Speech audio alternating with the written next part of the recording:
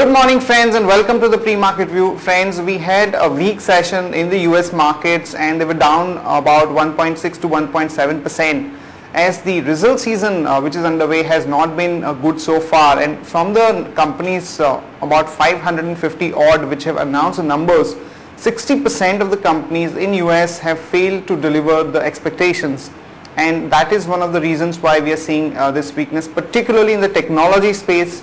We are seeing that for the past almost a week there is a lot of weakness.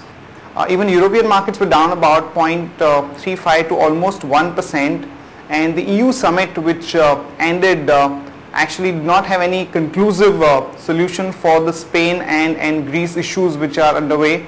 The focus would also be on the Spain elections which are going to take place very soon, and there are indications that the current ruling party, the Nationalist Party, could actually emerge as the winner in Spain elections. Talking about the Asian markets today morning, most of them are showing a cut of about 1%, and one of the reasons why we are seeing this weakness is that the data on exports that came out from Japan were weak, and the export growth was negative about 10.3%, and this is for the fourth month in a row that the export has degrown, and the trade deficit data that came out from Japan also were much higher than the street expectations, which is causing a lot of weakness even in the Japanese markets.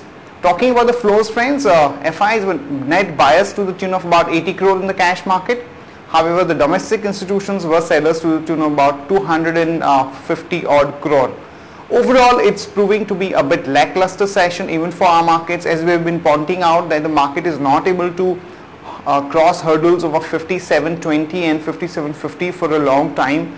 Though back home the results which have been announced so far by and large have been okay, except maybe a couple of disappointments like Infosys and some of the other companies. By and large the numbers have been good, but it remains to be seen what kind of triggers are we really looking at for the market to show any further big move on either side. On that note, let me invite Shaival to take us through important F&O cues and the ideas and strategies that we can have in the F&O markets.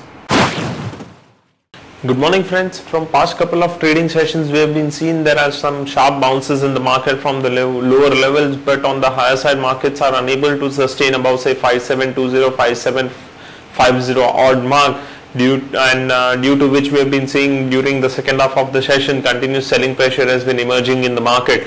Now in Friday's trade what we have seen is that some long unwinding has taken place, but despite of that the PCR ratio is still able to sustain above the mark of 1 and it's standing at 1.01, and as we have inching closer towards the expiry week, what we have seen is that the implied volatility has further cooled off, so that has been clearly indicating that market is not expecting something big or a drastic change in the market. Now focusing on the individual strikes, what we have seen is that 5,600 and 5,500 put option has underwent reduction, but still 5,600 put option stands with the highest number of shares in the open interest, whereas on the higher side we have seen 5,800 call option again becoming more active and is having a open interest of more than 1 crore shares, and followed by 5,700. So 5,600 on closing basis would act as a good support for the market and on higher side probably 5,750, which is also a weekly VWAP, could act as a resistance or say hurdle for the market in the coming weeks, whereas on the lower side what we are expecting is 5,650 and 5,600. Also, if 5,600 as we are expecting should hold on closing basis, but if markets are unable to hold those levels, then we can see further downwards downside for the expiry. From intraday perspective, we have identified two stocks. Arvind is looking positive with support of 78.15, whereas Bata India is looking negative with resistance of 948 rupees 85 paisa. Whereas from expiry point of view, what we have done is we have recommended Jubilant Food call option 1350 strike. We are not maintaining any stop loss on this, as this is an expiry call, whereas we are eyeing a target of 20 and 30 rupees. Thank you. Friends, these are the news that we are tracking today morning. First of all, these are the companies that are going to be announcing numbers today. L&T, we are looking at a net profit of about 888 crore, but we'll have to watch out for the margins and the overall order inflow from the management. In case of Bank of Baroda, we are looking at a net profit of about 1170 crore. and in case of Idea we are looking at a net profit of about 234 crore. And from the companies which have announced the numbers of the weekend, TCS in fact came out with better than expected set of numbers, and particularly on the top line front the company delivered extremely good growth at 4.4% on a QOQ basis, but there were some pressures on the margins. So we think that though the numbers have been good, the stock really may not spike up much because it's already quoting at a reasonably high valuations, and there is not much of a trigger for the stock to move up beyond the current levels of about 1300 odd. Also friends, Ultratech came out with a good set of numbers, and though the volume growth was tepid at about 1%, the realizations show extremely good growth, and overall the cement sector is doing well, so our bias on Ultratech from an investment perspective continues to be positive. Friends, Reliance Industries, there are indications that it might actually get a little better price for their KG-D6 gas from April 2014 as reported in one of the newspapers.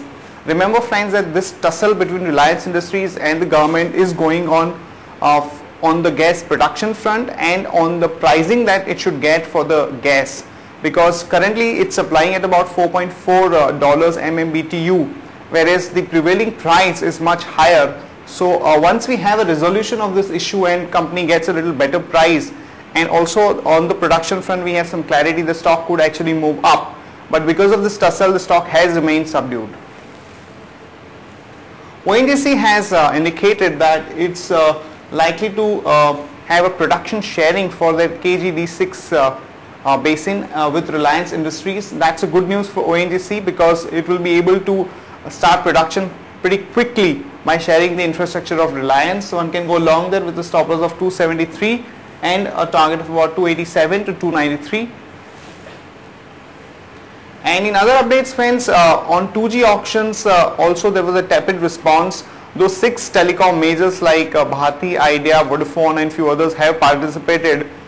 The 2 key members like Reliance and Systema have actually not put in any bid, and that is definitely a bit of relief for the existing telecom players as well as for Reliance, because that would have actually led to a huge pressure on its cash balance. And in case of Kingfisher Airlines friends, their license has been suspended, and there's going to be a meeting with the employees today, and what the management had to say is that this suspension of license is a temporary thing till they submit a revival plan. But overall, looking at the current picture, the stock is likely to remain under pressure.